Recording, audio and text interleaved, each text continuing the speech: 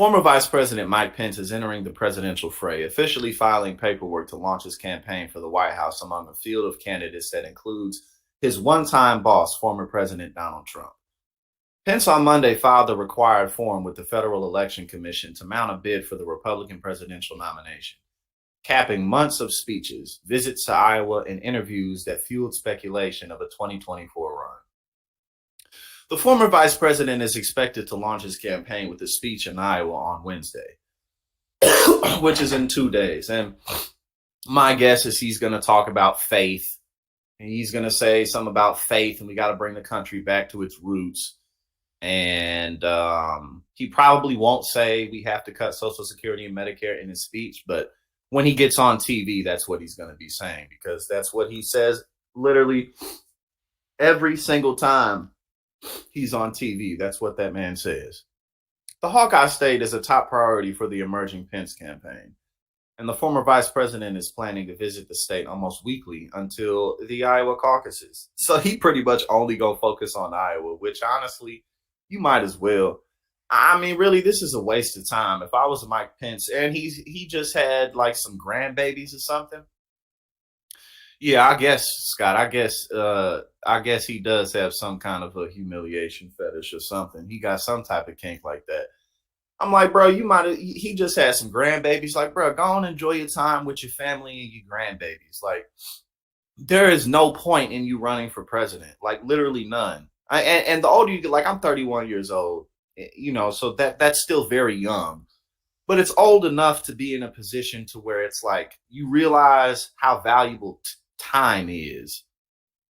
You realize that you only have 24 hours in a day. You can only dedicate so much of your time to anything. You have to make space in your life. So it's like, bro, why are you running for president? Who cares? Go enjoy yourself. He's lived a very successful life. Do your thing. But no, you can't. That's not good enough for him, I guess. He is expected to make a considerable effort to appeal to evangelical voters. That's what everyone's doing. All the Republicans, a crucial voting bloc in the state, and one which he can appeal to given his own identity as an evangelical Christian. In an interview earlier this year with CBS News, Pence twice declined to commit to supporting Trump if Trump is the Republican presidential nominee. Instead, Pence said he thinks different times call for different leadership.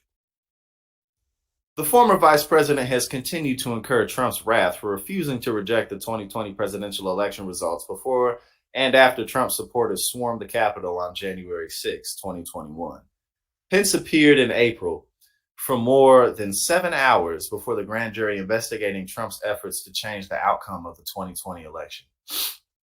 Pence joins a growing field of other well-known Republican candidates that includes Florida Governor Ron DeSantis, Tim Scott, and former Governor Nikki Haley. With his campaign, Pence is expected to try to portray the contrast he presents with Trump and DeSantis. There's no contrast other than you're even more boring than, no, I would say he's a bit more exciting than Ron DeSantis. But other than that, it's pretty much the same thing. You ain't talking about nothing different. With DeSantis, Pence is expected to bring up the Florida governor's antipathy with Disney and his foreign policy stance on Ukraine. In March, Pence denounced Trump in the strongest terms yet, saying the former president's, quote, reckless words that endangered my family and everyone at the Capitol that day. History will hold Donald Trump accountable, Pence said. Pence told an audience of politicians and journalists at the Gridiron Club dinner in Washington, D.C.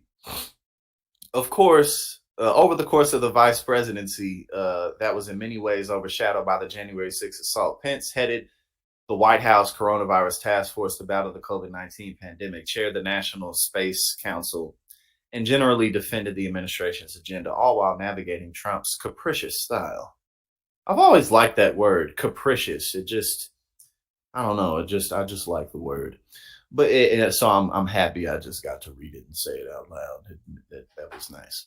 Before Trump chose him as a running mate in 2016, Pence was Indiana's governor. Yes, we know that. As governor, Pence earned a reputation for his support of stringent abortion prohibitions and for signing a bill allowing businesses to reject gay customers on religious grounds. Brothers, why is he running for president? You're not going to get anybody. But he announced nonetheless. So we got to talk about it. You know what I'm